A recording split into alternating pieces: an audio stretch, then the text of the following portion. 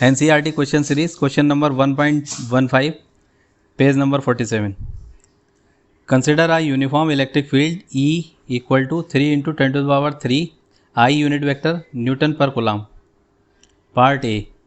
What is the flux of this field through a square of 10 cm on a side whose plane is parallel to the YZ plane?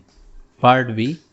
What is the flux through the same square if the normal to its plane makes a 60-degree angle with the x-axis?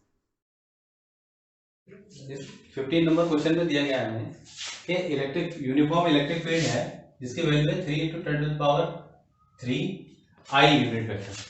तो I unit vector का क्या मतलब है? ये direction दिखाता है। Direction अगर I है, I का मतलब क्या है? ये x डायरेक्शन है। तो ये लाल वाले जितने भी एरो दिखाए गए ये इलेक्ट्रिक फील्ड की डायरेक्शन है और ये x डायरेक्शन में दिखाया गया।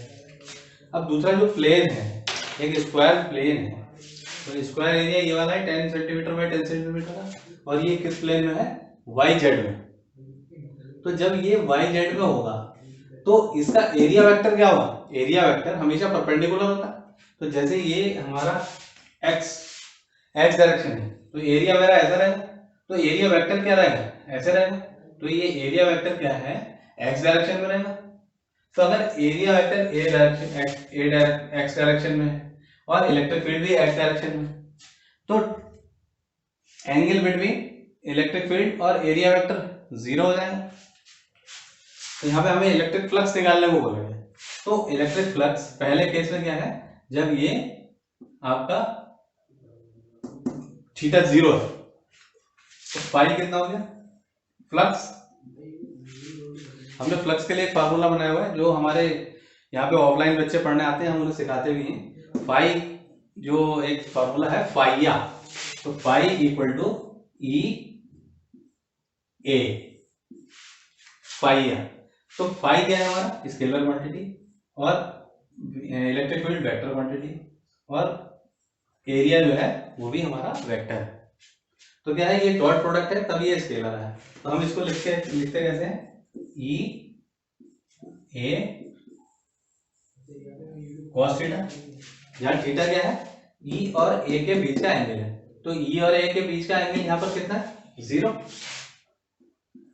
तो theta equal to zero angle between E and A, ये जीरो। इसमें वैल्यू रख देते हैं पाई ई का मैग्नीट्यूड क्या है? 3 into 10 to the power 3 into area कितना? एरिया है 10 सेंटीमीटर बाई 10 सेंटीमीटर। तो 10 सेंटीमीटर बाई 10 सेंटीमीटर को अगर हम इसको मीटर में चेंज करेंगे तो कितना आ जाएगा? 0.1 मीटर बाई 0.1 मीटर। तो हम इसे लिख सकते हैं 0.1 इंटू 0.1। फाइव कितना आ गया हमारा? 3 into 10 to the power 3 into 10 to the power -2 हो गया। तो ये आ गया हमारा, ये सी पावर से ये कट जाएगा तो खाली 10 बचेगा। तो कितना आ गया? 30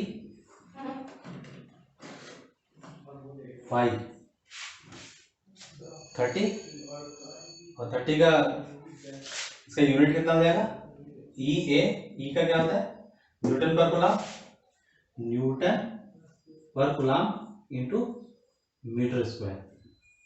तो ये पहले का ए पार्ट का हमारा आंसर आ गया ए। ठीक, 30 Newton metre square per coulomb.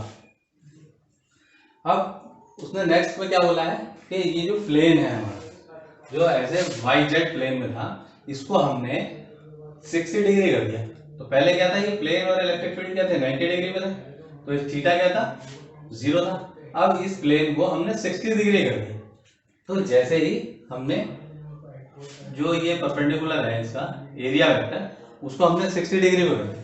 तो 60 डिग्री हमारा तो क्या हो गया? थीटा 60 डिग्री है। अब पाई कितना आ गया हमारा? पाई इक्वल टू, फिर उसी फार्मूले से निकालेंगे, E vector dot A vector E A cos theta. हमें थीटा कितना दिया हुआ हमें एस थीटा इक्वल टू 60 डिग्री उसमें दिया हुआ है ना, perpendicular to the plane and electric field are at 60 degree. तो हमने 60 डिग्री कर दिया यहाँ पर। फाई इक्वल टू ई कितना है 3 इंटू 10⁻³ इंटू एरिया कितना है मेरा 0.1 into 0.1 cos 60 into cos 60। cos 60 की वैल्यू कितनी होती है मुझे cos 60 इक्वल टू 1/2 वैल्यू रख देंगे यहाँ 3 इंटू 10⁻³ इंटू 10⁻⁻² इंटू 1/2। इससे हमने ये काट दिया कितना है ये 30 divide by 2 15 newton metre square per coulomb.